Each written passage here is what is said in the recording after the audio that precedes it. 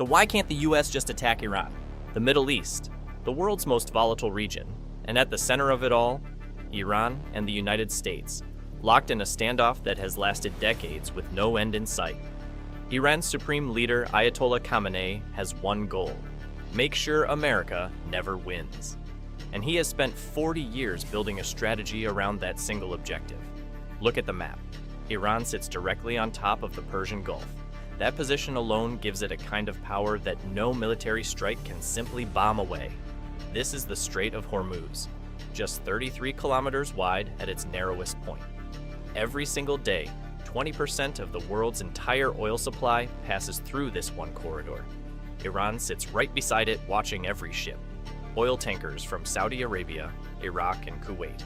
All of them must squeeze through here to reach global markets. There is no alternative route, just this strip of water. The US responded by surrounding Iran with military bases: Qatar, Bahrain, Kuwait, Turkey. The plans to strike have existed for decades, so why hasn't it happened? Because the moment America attacks, Iran closes the strait. Oil prices double overnight. Markets crash globally. The entire world economy feels it within days. Along the Iranian coastline sit Revolutionary Guard bases packed with fast attack boats and anti-ship missiles pointed directly at the shipping lanes.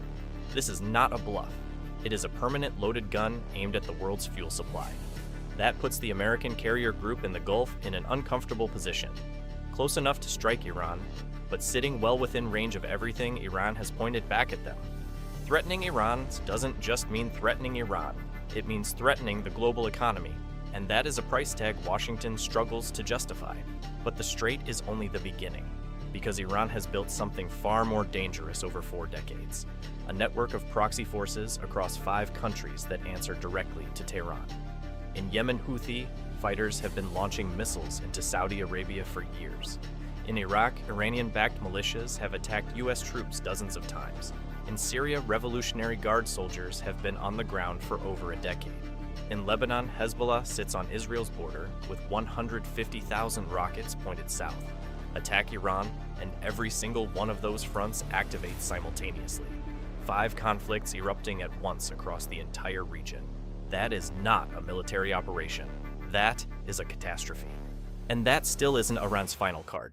Because beneath the Iranian desert sits a ballistic missile arsenal that can reach everything America has in the region. Every US base, Qatar, Bahrain, Kuwait, Turkey, all of them within Iranian missile range. There is nowhere in the region that is safe from retaliation. Deep underground, Iran has carved tunnel complexes into solid rock. Hundreds of missiles on mobile launchers hidden from satellites ready to fire within minutes. Iran proved this was not a bluff in January 2020. After the US killed General Qasem Soleimani, Iran fired ballistic missiles directly at 2 American bases in Iraq. Precise, deliberate, a clear message. Even with all that, some in Washington still argue strike anyway. But then comes the obstacle that has stopped every president: the American people. After Iraq, after Afghanistan, after trillions spent and thousands of lives lost, nobody wants another ground war in the Middle East. Iran is 3 times the size of Iraq, with brutal mountain terrain making any invasion a logistical nightmare. And the moment American bombs fall, ordinary Iranians will rally behind their government. Even Trump at that podium understands the political reality. Starting a full-scale war with Iran is easy to demand and nearly impossible to survive once the real costs become clear. So instead, America chose sanctions, cutting Iran's oil exports by 80%, collapsing the currency, driving unemployment up, making the economic pain impossible to ignore. Then came the shadow war, cyber attacks. The Stuxnet virus destroyed nearly 1,000 Iranian nuclear centrifuges without a single bullet fired. A new kind of warfare waged entirely in silence. And the assassinations, nuclear scientists, military commanders. Most dramatically, Soleimani himself, Iran's most powerful military figure, killed by an American drone on a Baghdad road. This is the real war between America and Iran.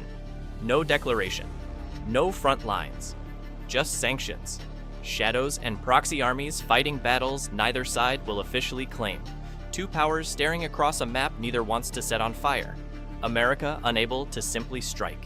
Iran unable to simply win. A standoff with no clean ending, and the whole world watching.